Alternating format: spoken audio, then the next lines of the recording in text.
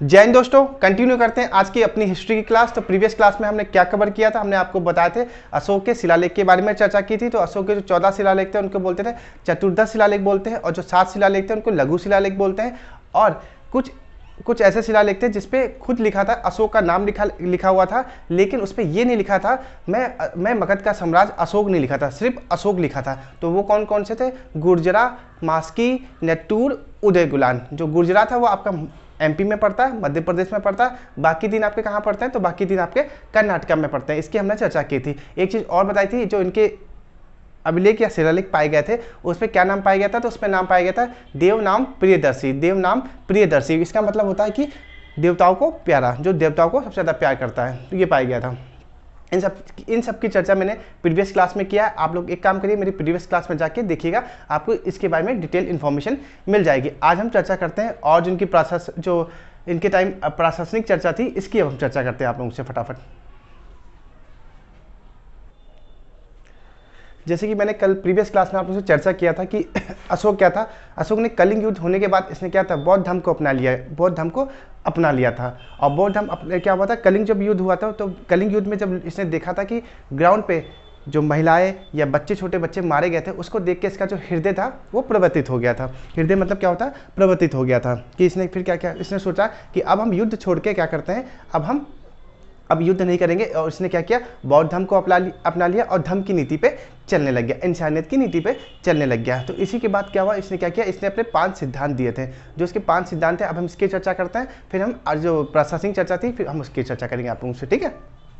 तो इसने जो अशोक थे, अशोक ने अपने जो 5 सिद्धांत दिए थे वो कौन कौन से हैं, इनकी चर्चा करते हैं।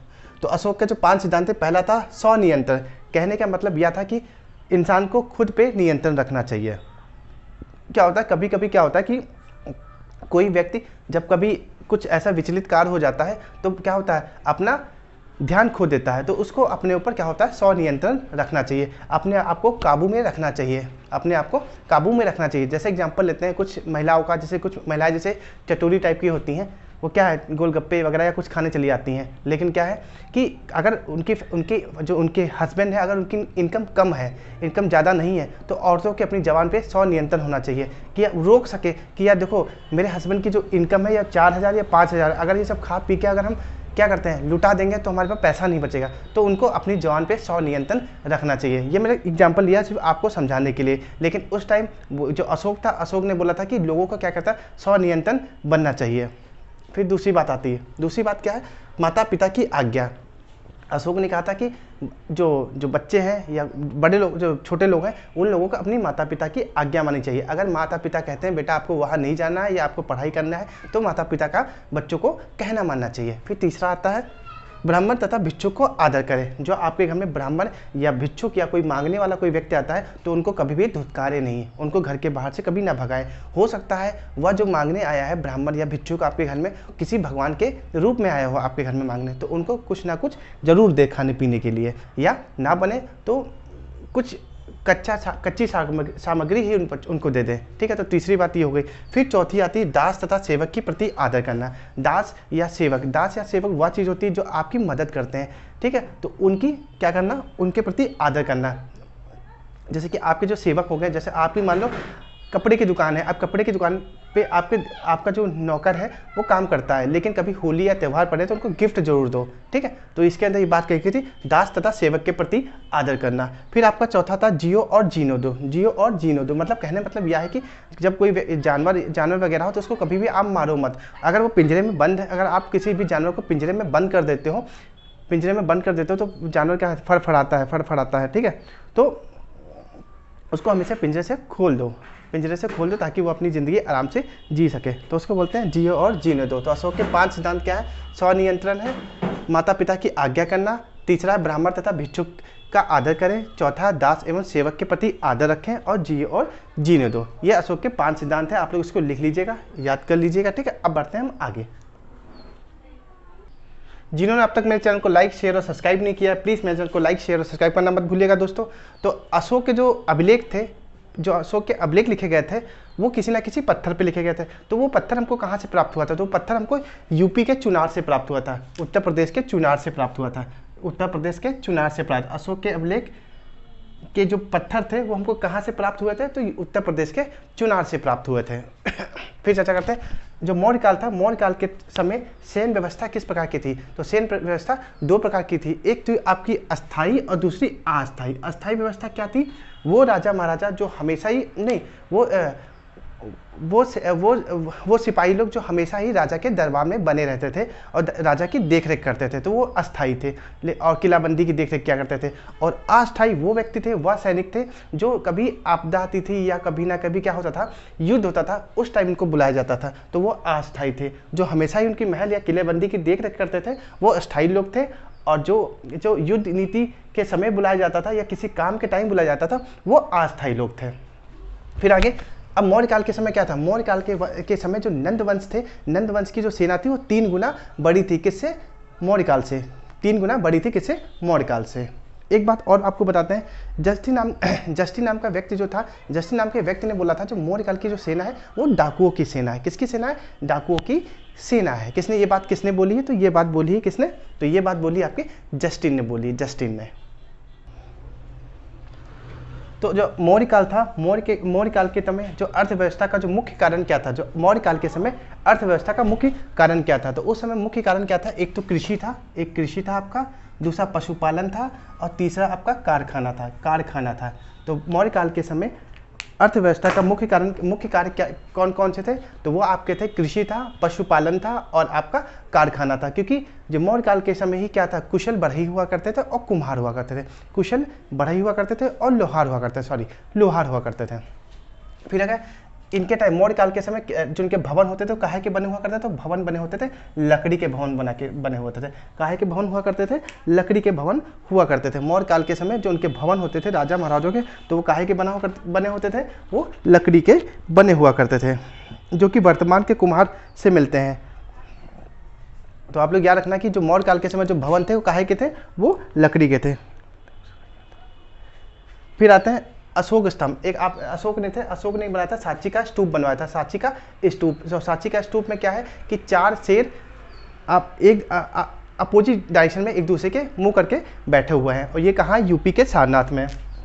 ये कहाँ है, ये यूपी के सारनाथ में है। 4 शेर एक ही जगह पर हैं और इसे भारत का राष्ट्रीय चिन्ह भी कहा जाता है, जिसपे लिखा है सत्यमेव जयते। और ये कहाँ से लिए, किस उपनिषद से लिया गया था, तो मंडोक उपनिषद से लिया गया था, मंडोक उपनिषद से लिया गया था। तो याद रखना कि जो ये मौर्य काल के समय अर्थव्यवस्था का मुख्य कारण क्या था, कृषि, पशुपालन और कारखाना। इसमें लोहार और जो आपके लोहार थे और क्या थे, बढ़ई बहुत थे।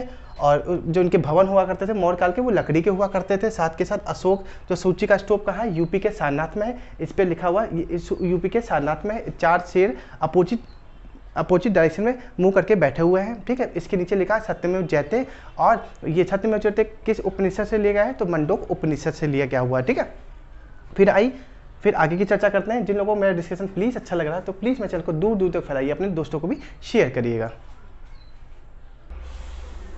आइए अब आप लोगों से कुछ क्वेश्चन आंसर पूछ लिया जाए फटाफट। जो मैंने क्वेश्चन आप लोगों के लिए बनाए हैं वो पूछते हैं आप लोगों से फटाफट। तो बताइए पहला क्वेश्चन, अशोक का धम्म किस पर आश्रित था, अशोक का धम्म किस पे आश्रित था, फटाफट बताइए। तो किस पे आश्रित था, स्वनियंत्रित पे। अशोक का धम्म किस पे आश्रित था, वह स्वनियंत्रित पे आश्रित था। फिर अगला क्वेश्चन है, किस शहर में अशोक ने अभिलेख नहीं मिले, किस शहर में अशोक के एक भी अभिलेख नहीं मिले हैं, तो वो कहाँ नहीं मिले हैं, तो वो पाटलिपुत्र में एक भी अभिलेख अशोक का नहीं मिला है। अगला क्वेश्चन बोलिए। अगला क्वेश्चन है, अर्थव्यवस्था के 3 मुख्य आधार क्या क्या थे। अभी मैंने आपको समझाया अर्थव्यवस्था के मौर्य काल के समय क्या मुख्य आधार थे, तो मैंने कृषि, पशुपालन, कारखाना है, कृषि, पशुपालन, कारखाना है, कृषि, पशुपालन, कारखाना। फिर अगला क्वेश्चन है, अशोक की जो सेना थी वह नंद वंश से कितनी गुना बड़ी थी, तो वह 3 गुना बड़ी थी। अशोक की जो सेना थी, मौर्य काल की सेना थी, वह नंद वंश से कितनी गुना बड़ी थी, वह 3 गुना बड़ी थी। अगला क्वेश्चन आप लोगों का है, मौर्य काल के समय किसने कहा था कि मौर्य काल की सेना जो है वो डाकुओं की सेना है, तो ये भी क्वेश्चन मैंने आपको बताया। किसने कहा था, जस्टिन ने कहा है। किसने कहा है, जस्टिन ने कहा है। अगला क्वेश्चन है, मौर्य काल की जो सेना थी कितने भागों में बटी थी, तो 2 में, एक अस्थाई अस्थाई। मौर्य काल की सेना कितने भागों में बटी थी, अस्थाई अस्थाई।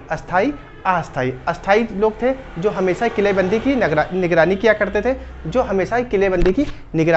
थे, अस्थाई जब युद्ध होता था या कोई आपातकालीन पड़ती थी तब उनको बुलाया जाता है, अस्थायी लोगों को। फिर अगला क्वेश्चन आप लोगों का बनता है, अशोक धार्मिक रूप से क्या था? अशोक धार्मिक रूप से साहिष्णुता था, साहिष्णुता था, मैं लिख देता हूँ फटाफट क्योंकि मुझसे बोला नहीं जा रहा क्या लिखा है।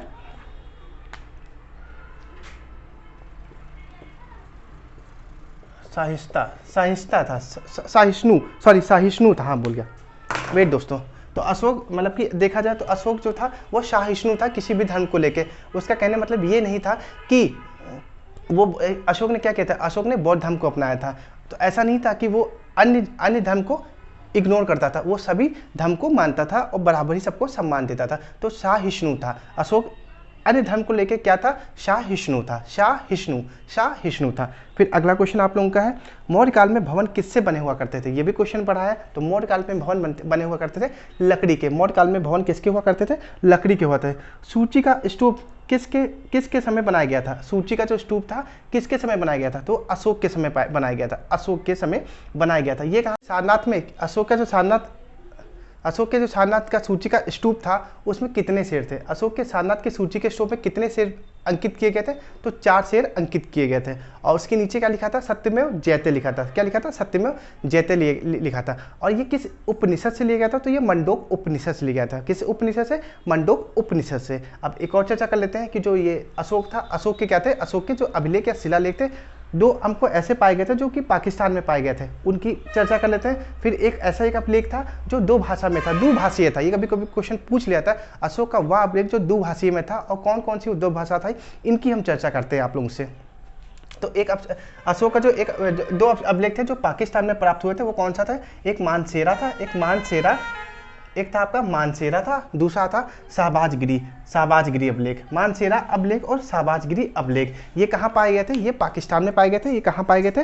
पाकिस्तान में पाए गए थे। और कुछ ये किस भाषा में थे? तो ये खरोष्टी में थे। इनकी लिपि क्या थी? खरोष्टी लिपि थी।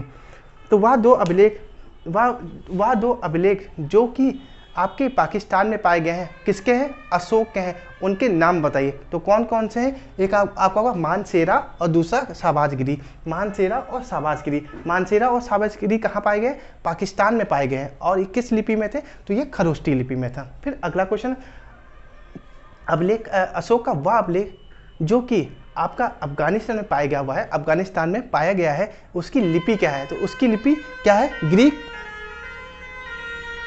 उसकी लिपि है ग्रीक और अरमाइक। ये 2 भाषा में पाए गए। तो अगर आपसे क्वेश्चन पूछ लिया जाए अशोक का वह अभिलेख जो द्विभाषीय अभिलेख है वह कौन सा अभिलेख है? तो वह अभिलेख आपका है सर-ए-कुना अभिलेख जो कि पाकिस्तान में। ये 2 भाषीय अभिलेख है। 2 भाषा क्योंकि 2 भाषाओं में लिखा हुआ है, एक ग्रीक और अरमाइक में। अब हम चर्चा कर लेते हैं मौर्य काल के टाइम जो संगठन थे उनकी चर्चा करते हैं आप लोगों से। मौर्य काल के समय क्या था? 3 जो संगठन थे वो 3 श्रेणी में बांटे गए थे। वो 3 श्रेणी कौन कौन सी थी? एक तो श्रेणी था, एक निगम था, एक सार्थवा था। श्रेणी था, निगम था और सार्थवा था। श्रेणी के अंदर कौन लोग आते थे? श्रेणी के अंदर वो लोग आते हैं जो शिल्पकार होते थे। शिल्पकार क्या होते हैं? जो लोग सामान को तैयार करते हैं, जो लोग कच्चे सामान को तैयार करते हैं उनको शिल्पकार कहते हैं। जैसे हो गया आपका जो बुनाई करते हैं या रॉ मटेरियल जो होता है जो तैयार किया जाता है। और जो रॉ मटेरियल जैसे कि मान लो कि कपड़े होते हैं जहाँ पे कपड़े बनते हैं या उसकी डिज़ाइन की जाती है या कुछ और कार्य किया जाता है जो उनको तैयार करके कुछ मटेरियल, जैसे मान लो कि क्या होता है धागों से बुन के कपड़े बनाए जाते हैं। तो वो लोग कार्य किसका था? शिल्पकार का कार्य था। शिल्पकार ये किस श्रेणी में आते थे? प्रथम श्रेणी, ये श्रेणी में आते थे, श्रेणी के अंदर आते थे। फिर दूसरे नंबर पर आते हैं निगम। अब इन्होंने क्या किया? इन्होंने जो सामान बनाया है वो किसी को बेचेंगे। तो क्या है? व्यापारी को संगठन, जो व्यापारी थे उनको ये लोग सामान बेचते थे, व्यापारी को बेचते थे। तो निगम किसके अंदर आता था? व्यापारी के संगठन को बोलते थे नियम और शिल्पकारों के संगठन को बोलते थे श्रेणी। तो आप लोग याद रखना, अगर आप लोगों से क्वेश्चन पुटअप कर लिया जाए श्रेणियों, शिल्पकारों का संगठन को क्या कहते हैं? तो श्रेणी कहते हैं। और व्यापारियों के संगठन को क्या कहते हैं?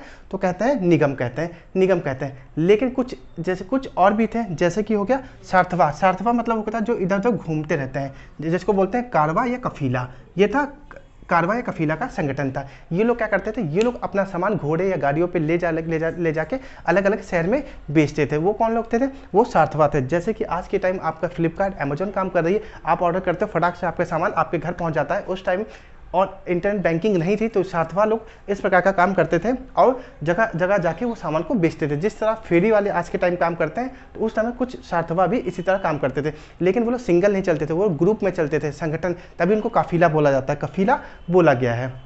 तो ये लोग संगठन में चलते थे। तो याद रखना कि जो मौर्य काल के समय जो संगठन थे वो कौन थे? श्रेणी, निगम, सार्थवा। श्रेणी, निगम और सार्थवा। श्रेणी के अंदर कौन कौन आता था? तो श्रेणी के अंदर आपके आते थे जो शिल्पकार लोग थे, वो लोग आते थे।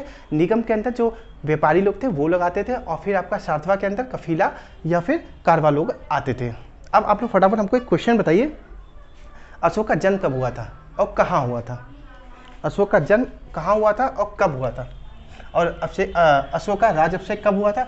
कलिंग युद्ध कब हुआ था? इन सबको फटाफट बताइए, कमेंट में लिखिए और मुझे बताइए फटाफट। मैं आप लोगों के कमेंट चेक करता हूँ फटाफट।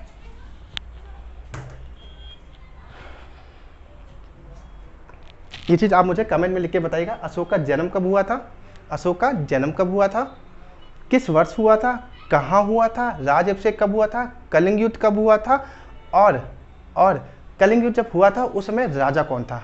कलिंग का राजा कौन था? ठीक है, ये सारे क्वेश्चन मुझे क्या है आप कमेंट बॉक्स में आप मुझे लिख के बताइएगा। ठीक है, अब आगे और चर्चा करते हैं। अब क्या था, जब ये मौर्य काल चला था, मौर्य काल के समय क्या था, अलग अलग डिपार्टमेंट बनाए गए थे। जैसे कि पुलिस डिपार्टमेंट हो गया, महिला डिपार्टमेंट हो गया, इस तरह अलग अलग डिपार्टमेंट बनाए गए थे। अब इनकी चर्चा कर लेते हैं आप लोगों से। जो मौर्य काल के समय क्या था, कुछ डिपार्टमेंट बनाए गए थे कि लोगों कैसे मतलब कि जो डिपार्टमेंट बनाए गए थे, जैसे कि आज के टाइम पुलिस डिपार्टमेंट होता है तो उसका काम क्या था, या इलेक्ट्रिशियन डिपार्टमेंट का काम क्या होता है। तो उस टाइम मौर्य काल के टाइम भी कुछ डिपार्टमेंट या कुछ विभाग बनाए गए थे, उनकी चर्चा कर लेते हैं। तो उस टाइम जो पुलिस विभाग था, तो पुलिस विभाग को क्या कहा जाता है? पुलिस का नाम क्या दिया गया था? तो पुलिस का नाम दिया गया था राक्षसनी। देखो कितना मस्त नाम दिया गया था, राक्षसनी। देख लो भाई, राक्षसों का ही काम करते हैं आज के टाइम। अगर आप कहीं भी क्या करते हैं, वो लोग खड़े हो जाते हैं किसी भी चौराहे पे और क्या करते हैं, चालान कर देते हैं लोगों का। तो इनका नाम उस टाइम का नाम था, तो पुलिस विभाग का उस टाइम का नाम क्या था? राक्षसनी था। पुलिस विभाग का नाम मौर्य काल के टाइम पुलिस विभाग का नाम क्या था? राक्षसनी था। और उसके बाद पुलिस के बाद क्या आता है? न्याय आता है कि न्याय आपको कैसे मिलेगा। तो उस टाइम न्याय दो प्रकार के थे। एक आपका न्याय था आपका धर्मस्थली न्याय था, दूसरा कंटक शोध था। धर्मस्थली के अंदर क्या आती है? दीवानी से संबंधित बातें आती है, दीवानी से संबंधित बातें आती है। इसके अंदर धन से संबंधित बातें आती है, या तो किसी की जमीन लूट ली गई है, या कोई बात हो गई है, या डिस्ट्रीब्यूट है कोई जमीन का, तो ये सब बातें आती थी धर्मस्थली के अंदर। धर्मस्थली जो कि दीवानी से संबंधित होती है। देखा होगा खसरा खतौनी वगैरह चीज़ें होती हैं, ये सब इसके अंदर पैसे वाली चीज़ें चलती थी। फिर आपका आता है कंठक शोध। कंठक शोध क्या था? फौजीदारी था। इसमें था किसी का आपने मर्डर कर दिया या मार दिया है, तो इस न्याय व्यवस्था के अंदर क्या आता था? कंठक शोध। इसके अंदर पैसा चलता था। ठीक है, तो जो मौर्य काल था, मौर्य काल के टाइम में जो न्याय व्यवस्था थी वो दो प्रकार से थी, एक धर्मस्थली थी, दूसरी कंटक शोध थी। धर्मस्थली और कंटक शोध थी। फिर अगला आता है आपका गुप्तचर। इनके टाइप क्या होता है? गुप्तचर। जैसे CBI और CDI आज के टाइम में, उस टाइम भी गुप्तचर हुआ करते थे। लेकिन गुप्तचर भी दो प्रकार के होता है। एक तो क्या होता है, एक संस्थागत हुआ करते थे। संस्थागत मतलब क्या होता है? एक जगह उनका ऑफिस बन जाता था, और उस जगह पे एक जगह उनको ऑफिस बन जाता था, और वहीं से क्या करते थे? गुप्तचर का काम किया करते थे। एक थे आपके संचार वाले। क्या होता है संचार वाले? क्या होता है, आपने देखा होगा जब कभी भी किसी चीज़ की इन्वेस्टिगेशन की जाती है, तो एक कोई ऐसा व्यक्ति होता है जो देखने में लगता है तो पागल वागल, लेकिन वो क्या होता है? वो CID टाइप का ही होता है। लेकिन वो अपनी चीज़ों को नहीं बताता, ये नहीं बताएगा कि मैं CID हूँ, लेकिन आपकी बातों को खखोल लोगे और जान लेगा। तो वो हो गया संचार। संचार मतलब होता है जो चीज़ें हमेशा चलती रहती हैं, और संस्थागत जो चीज़ एक ही जगह पे रुक के कार्य करती है। ठीक है, तो उस समय क्या था? पुलिस विभाग को राक्षसनी कहते थे। न्याय दो प्रकार के थे मौर्य काल के समय, एक धर्मस्थली, एक कंटक शोध। धर्मस्थली में दीवानी संबंधित था, जो कि जमीन से संबंधित था, और कंटक शोध मतलब लड़ाई मार से संबंधित था। फिर तीसरा था गुप्तचर। गुप्तचर भी मौर्य काल के टाइम दो प्रकार की थी, एक संस्थागत थी, एक संचार थी। संचार थी। अब आगे और चर्चा करते हैं आप लोगों से। तो जिन लोगों को मेरा डिस्कशन अच्छा लग रहा है, प्लीज़ मेरे चैनल को लाइक, शेयर और सब्सक्राइब करना ना भूलिएगा दोस्तों। अपने दोस्तों को भी ज़्यादा से ज़्यादा शेयर करिएगा। फिर गुप्तचर के बाद जो अगला मतलब जो डिपार्टमेंट था, वो कौन सा डिपार्टमेंट था? वो था सीता अध्यक्ष। सीता अध्यक्ष के अंदर क्या होता था? जो कृषि वगैरह होती थी, जो खेती बाड़ी होती थी, तो उनके द्वारा जो कृषि बाड़ी और जो खेती होती थी, इस डिपार्टमेंट की देख रेख कौन करता था? तो सीता अध्यक्ष करता था। तो आप लोग याद रखना, जो सीता अध्यक्ष का काम था कृषि विभाग को देखना। फिर कृषि विभाग से जो टैक्स वगैरह आता था, कृषि विभाग से टैक्स या कर आता था, डिपार्टमेंट को हम क्या कहते थे, समहर्ता। उस डिपार्टमेंट को कहते थे समहर्ता। उस डिपार्टमेंट को क्या कहा जाता था, समहर्ता कहा जाता। उस डिपार्टमेंट को समहर्ता कहते थे। टैक्स या कर वाले डिपार्टमेंट को समहर्ता करते थे। फिर आपका अगला गया, अब भैया जो टैक्स आया है, टैक्स क्या है, पैसे के रूप में आया है। टैक्स कैसे आया है, पैसे के रूप में आया है। तो उसके लिए एक डिपार्टमेंट था, कौन सा था, सनी धाता था, सनी धाता, जिसको बोलते हैं कोषाध्यक्ष। कोषाध्यक्ष सनी धाता मतलब कोषाध्यक्ष। फिर इसके बाद एक और था, जब अब जंगल वगैरह हुआ करते थे तो जंगल का अधिकारी हुआ करता था। तो उस अधिकारी को क्या कहते थे, आंटविक। जंगल के अधिकारी को क्या कहते थे, आंटविक कहते थे। जंगल के अधिकारी को क्या कहते थे, आंटविक कहते थे। जंगल के अधिकारी को क्या कहते थे, आंटविक कहते थे। फिर एक खनन विभाग, जैसे कि क्या होता है कि झारखंड वगैरह में क्या होता है, कोल माइनिंग वगैरह होती है, तो वहाँ से कोयला वोला निकलता है। तो उस टाइम भी कुछ कोल माइनिंग होती थी, ठीक है। तो लकड़ी वगैरह निकलती थी, लुबान वगैरह निकलती थी, ठीक है। तो उसमें खनन विभाग हुआ करता। तो खनन विभाग का नाम क्या था, अकारा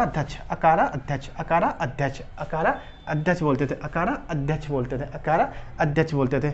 उसके बाद क्या होता था, सारी अब क्या है, सब जगहों का पैसा आ गया है, हर जगह का पैसा आ गया है। तो पैसा भी कहीं ना कहीं, तो एक हमको मुद्रा विभाग, पैसे के लिए एक विभाग बनता था, उसको बोलते थे मुद्रा विभाग। और कौन सा था, लक्ष्मण अध्यक्ष, उसको बोलते हैं लक्ष्मणा अध्यक्ष बोला जाता, लक्ष्मणा अध्यक्ष बोला जाता था। तो अगर मैंने आप लोगों को कुछ क्वेश्चंस लिखा है, आप लोग इसको लिख लीजिएगा रफली अपनी कॉपी में, और अपने दोस्तों को भी शेयर करिएगा। अगर ये डिस्कशन आप लोगों को अच्छा लगा तो ज़्यादा से ज़्यादा लाइक, शेयर और सब्सक्राइब करना मत भूलिएगा। अब मिलते हैं आप लोगों से अगले लेक्चर में दोस्तों। जय हिंद दोस्तों।